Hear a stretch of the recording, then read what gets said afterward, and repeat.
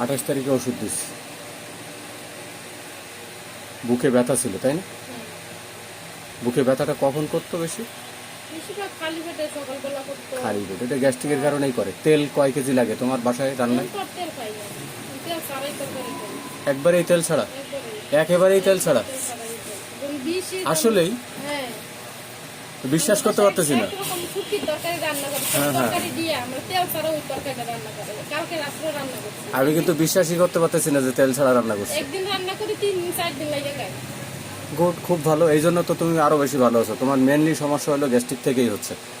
বেশি জলদি ঘরে কিছু নেই, এরপর মানে তরকারি ঝুলকাই না, শুধু মাছটা একটু দিয়ে ঠিক আছে, মানে খুব স্লাইড দিবা হালকা, ঠিক আছে? একেবারেই কম তেল দিয়ে রান্না করবে।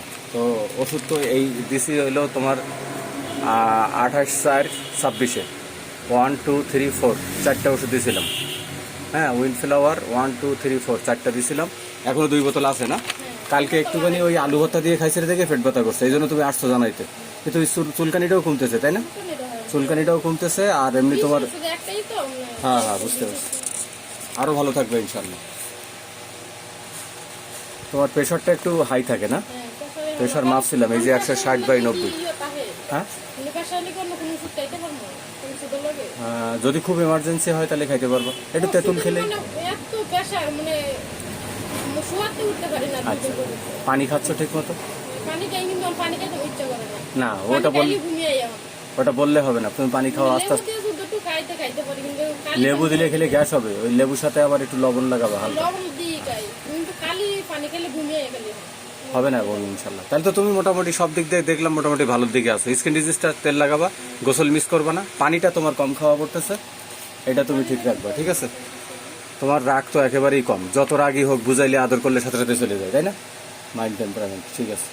আগে ঝাল পছন্দ ছিল, এখন একটু মিষ্টিটা হালকা পছন্দ করো, ঠিক আছে? আমি দিছিলাম ওষুধ, ঠিক আছে? তুমি ইনশাল্লাহ আরও দ্রুত ভালো হয়ে যাবে। এটাকে বলে treat the patient not the disease, এই ফর্মুলায়। তুমি যে আসছো না, আমি খুব খুশি হয়েছি। আর তুমি তেল ছেড়ে দিয়েছো, এটাও খুব খুশি হয়েছি।